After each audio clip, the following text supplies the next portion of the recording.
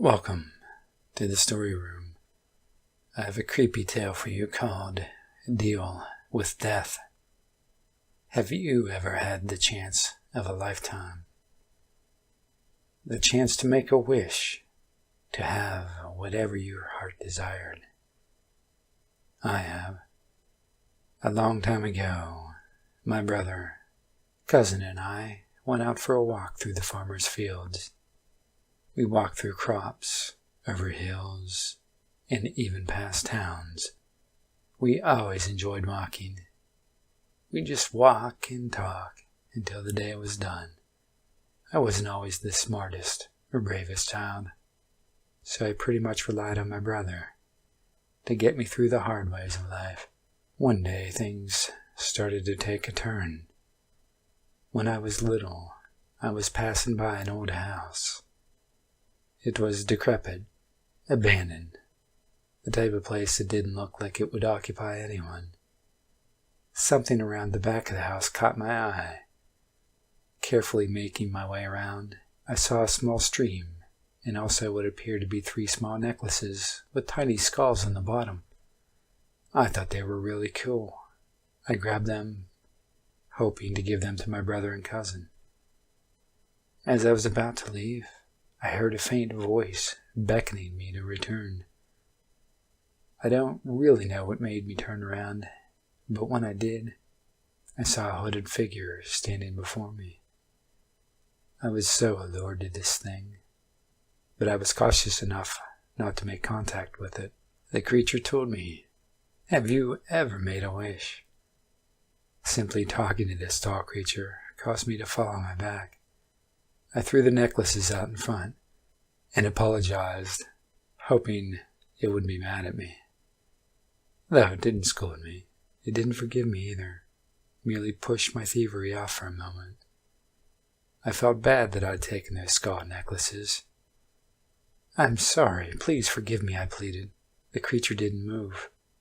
His cloak tilted down and gazed upon me and asked the very same question. "Have you ever made a wish?" It took a moment to realize what he was asking. Yes, I weakly responded.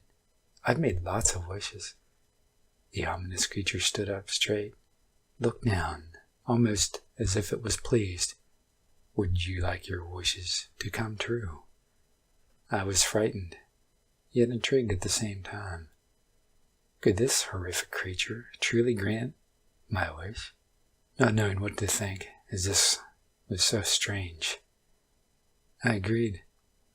Then when I answered yes to his question, he handed me 3 necklaces similar to the ones I found with the skulls, though all these had on them was just a simple metal ring, like a washer tied to the end of the necklace. While I examined these, I looked up, and this mysterious shadow was gone. The next morning, I awoke to my brother violently shaking me. He told me to get up right away. As I woke, I saw my cousin sitting there, already wearing one of the necklaces. "Don't take those, they're mine," I shouted. Yet he didn't listen. He simply shoved me back and said, "I wish you would shut up." Without realizing it, my expression of anger quickly faded. My brother asked what was wrong, and I told him nothing. Then when my cousin tried talking, it was almost as if I couldn't hear him. That night my brother asked, "Where exactly did you find these necklaces?" And I answered, "The shadow gave them to me. They make a wish come true."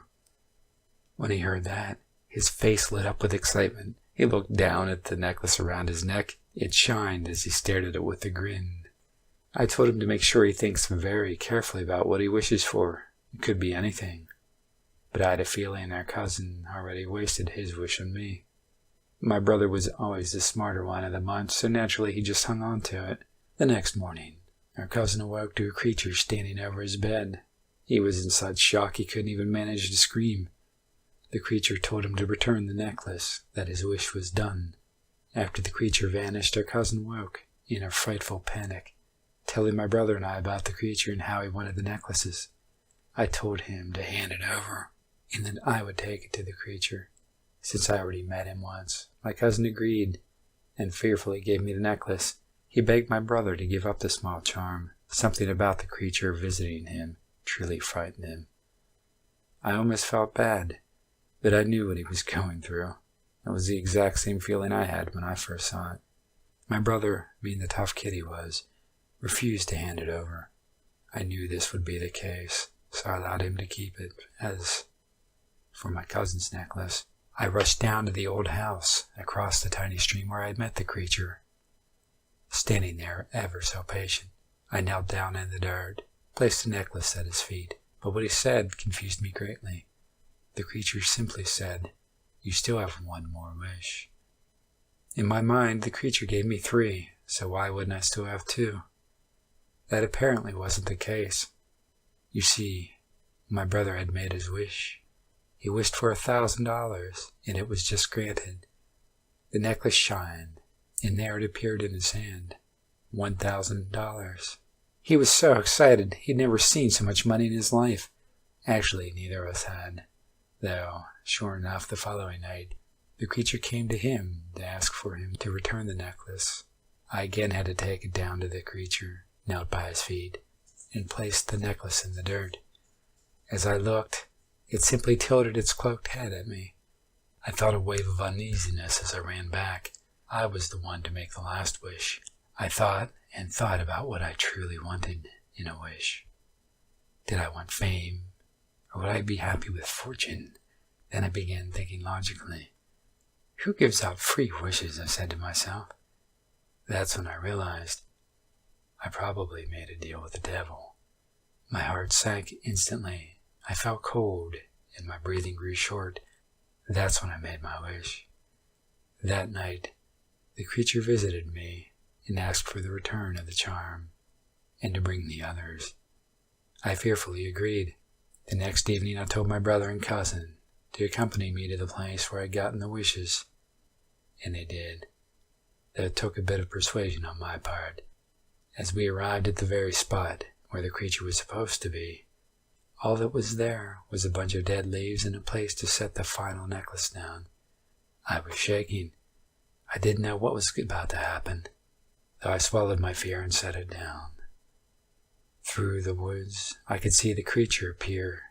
This time, its face looked skeletal instead of shrouded, and it was walking toward us.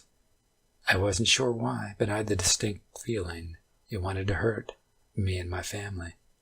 I told them to run as we did. We ran down the dirt road through the fields, but it wasn't any use. The creature caught up with my cousin and snapped his throat with his bare hands. I screamed this time. I was truly scared. I realized to pay for these wishes, we had to give our lives.